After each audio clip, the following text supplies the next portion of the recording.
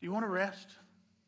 I'm talking about you and I are supposed to be living a life wherein is rest. And one of the reasons that people reject our faith is because our faith doesn't look like rest. It looks like anxiety, stress, work, fear.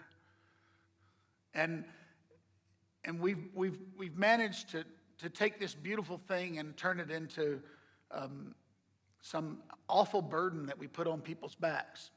And I think we're in a day that's changing. I think the church is changing. In fact, I think the world has adopted our ways, and we're figuring out the gospel.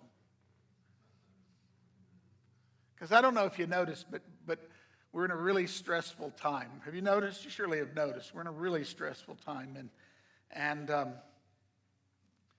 Jesus was ministering among a bunch of people who were always trying to catch you doing something wrong. And the church and the world are changing places. The world's now in a big old deal of trying to catch you doing something wrong.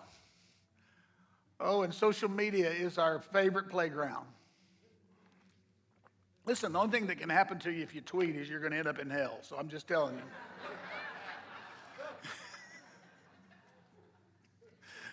You're going to find that it's right here on earth. But the revelation of Jesus Christ brings us into rest. The revelation of Jesus Christ brings us into such a sweetness. So I have to go back. I have to go back to the beginning, to where I have to go back and see him again. And I have to say, oh yes, this is why I came to him. See, I'm always going back to the first days when he came into my life and the sky was so blue and the grass was so green and the breath was so fresh. And I wondered, why didn't anybody tell me he was so wonderful? Why did they hide it from me? And I, of course, come to understand that